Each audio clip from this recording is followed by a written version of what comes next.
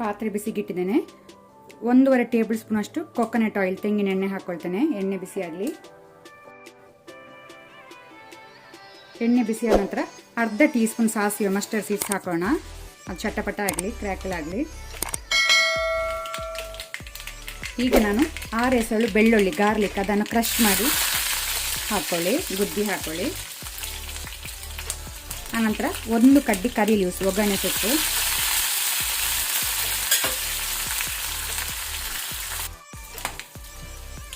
Flame ನಾನು low ಅಲ್ಲಿ ಇಟ್ಕೊಂಡಿದ್ದೇನೆ.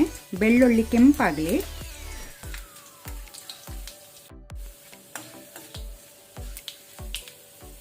ಬೆಳ್ಳುಳ್ಳಿ ಕೆಂಪಾದ ನಂತರ 1 ಟೀ ಸ್ಪೂನ್ ಉದ್ದಿನ ಬೇಳೆ ಉರದ್ ದಾಲ್ ಹಾಕೋಣ. ಉರದ್ ದಾಲ್ ಸಹ ಕೆಂಪಾಗಬೇಕು.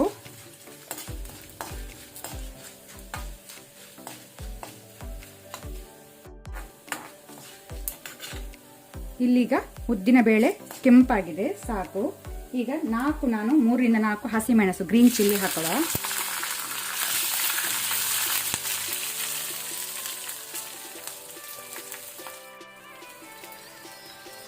ಈಗ ನಾನು ಅರ್ಧ ಕೆಜಿ ಬೇರು ಹಲಸು ಹಾಕ್ತೇನೆ.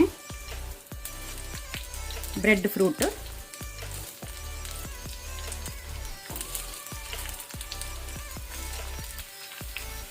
ಅದರ ಜೊತೆನೆ ಸಾಲ್ಟ್ ಉಪ್ಪು ರುಚಿಗೆ ತಕ್ಕಷ್ಟು.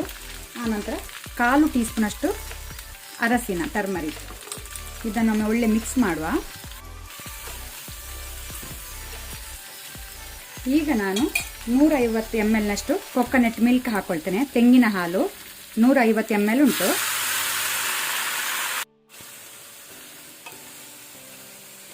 ಈಗ ಇದನ್ನೊಮ್ಮೆ ಪುನೊಮ್ಮೆ ಒಳ್ಳೆ ರೀತಿ ಮಿಕ್ಸ್ ಮಾಡ್ಕೊಳ್ಳುವ.